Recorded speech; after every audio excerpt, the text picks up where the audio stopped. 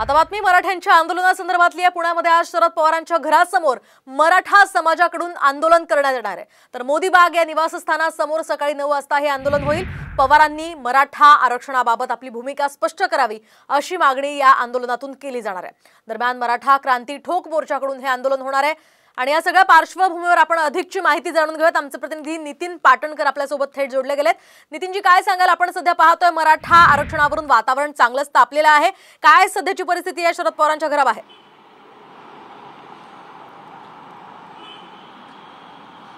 निश्चित आपण पाहतोय राज्यामध्ये राज ठाकरे त्यानंतर शरद पवार यांना मराठा आंदोलकांच्या रोषाला सामोरं जावं लागत आहे।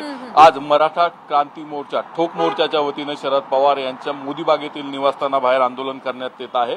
आपण या ठिकाणी पाहू शकतो हा सर्व जो आहे तो पोलीस बंदोबस्त आहे। पोलीस साध्या विषयातील पोलीस असतील किंवा स्थानिक पोलीस स्टेशन आणि पुणे पोलिसांचे जे जवान आहेत ते या ठिकाणी तैनात करण्यात आलेले आहेत। बॅरिकेड्स या ठिकाणी नव्यानं आणण्यात आलेले आहेत आणि हे बॅरिकेड्स या आंदोलनाच्या वेळी या मोदी बागेच्या गेटवरती किंवा परिसरामध्ये लावले जातील।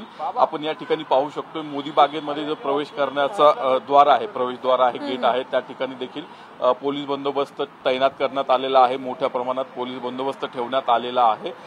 पोलीस या ठिकाणी दाखल झालेले आहेत, बॅरिकेड्स लावण्यात आलेले आहेत। मात्र आंदोलक साधारणतः 10 वाजता या ठिकाणी येतील किंवा धडकतील आणि त्यानंतर त्यांचं आंदोलन होईल असं सांगण्यात आलेलं आहे आंदोलकांच्या वतीनं।